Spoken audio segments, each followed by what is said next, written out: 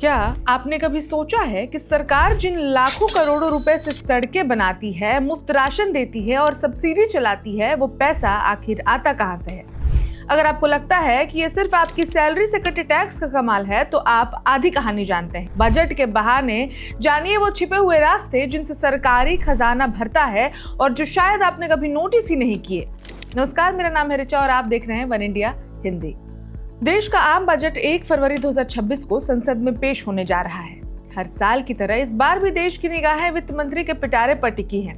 आम आदमी के लिए बजट का मतलब अक्सर सिर्फ इतना होता है कि क्या सस्ता हुआ और क्या महंगा, या फिर टैक्स स्लैब में कितनी राहत मिली। लेकिन क्या आपने कभी इस बात पर गौर किया है कि आखिर सरकार के पास लाखों करोड़ों रुपए खर्च करने के लिए पैसा आता कहां से है?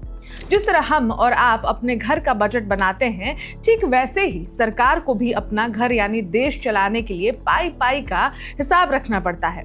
बजट सिर्फ खर्चों की सूची नहीं है, बल्कि सरकार की कमाई का भी लेखा जोखा है।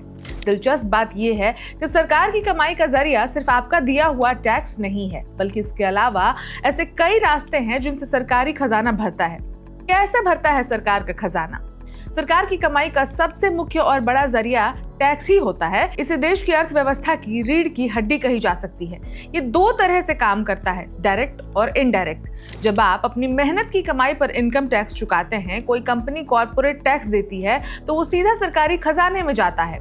इसके अलावा एक कमाई वो होती है जो आपको दिखाई नहीं देती, लेकिन आप हर कदम पर उसे चुकाते हैं। जब आप बाजार से सुई से लेकर कार तक कुछ भी खरीदते हैं, तो उस पर लगा जीएसटी सरकार की जेब में जाता है। वहीं पेट्रोल डीजल भरवाते समय या फिर शराब की खरीद पर लगने वाली एक्साइज ड्यूटी यानी कि जो उत्पाद शुल्क, वो भी सरकार के राजस्व का एक बहुत बड़ा हिस्सा है। सरकार इसी पैसे का इस्तेमाल करके न सिर्फ प्रशासन चलाती है, बल्कि अमीर और गरीब के बीच का जो खाई होता है उसे कम करने का भी कल्याणकारी योजनाएं भी लाती है। इन रास्तों से भी होती है सरकार की कमाई। अगर आपको लगता है कि सरकार सिर्फ टैक्स वसूली पर निर्भर है, तो आप गलत हैं। सरकार एक बहुत बड़ी कारोबारी भी है। इसे नॉन टैक्स रेवेन्यू कहा जाता है। जब भी आप किसी सरकारी सेवा का इस्तेमाल करते हैं और फीस चुकाते हैं या ट्रैफिक नियम तोड़ने पर चालान भरते हैं, तो वो पैसा सरकार के पास ही जाता है। इतना ही नहीं, रेलवे, सरकारी बैंक, डाक विभाग और ओएनजीसी जैसी सरकारी कंपनियां जो मुनाफा कमाती हैं, उसका लाभांश यानी कि जो डिविडेंड होता है, वो सरकार को ही मिलता है। इसके अलावा देश के प्राकृतिक संसाधनों पर भी सरकार का अधिकार होता है।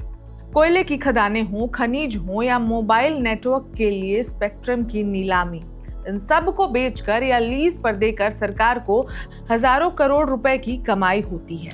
जब आमदनी अठन्नी और खर्चा रुपया हो, तो कहां से आता है पैसा?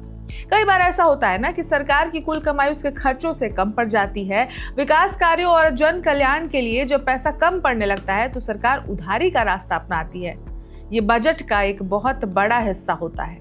इसके लिए सरकार बाजार में बॉन्ड जारी करती है, जिसे बैंक, बीमा कंपनियां और कई बार आम जनता खरीदती है। इसके अलावा छोटी बचत योजनाएं जैसे पीपीएफ या पोस्ट ऑफिस सेविंग्स में जो पैसा हम जमा करते हैं, उसका इस्तेमाल भी सरकार अपने खर्चों के लिए करती है। जरूरत पड़ने पर सरकार विदेशी संस्थाओं या फिर दूसरे देशों से कर्ज भी लेती है। कई बार सरकार अपनी ही कंपनियों में हिस्सेदारी बेचकर, जिसे विनिवेश या फिर डिसइन्वेस्टमेंट कहते हैं, एक मुश्त बड़ी रकम जुटाती है। इस खबर में इतना ही, लेकिन मुझे लगता है अब आपको आइडिया लग गया होगा कि सरकार किन किन कोनों से पैसा जुटाती है और तब जाकर हमारे देश का जो आर्थिक बजट होता है वो बनता है। Subscribe to One India and never miss an update. Download the One India app now.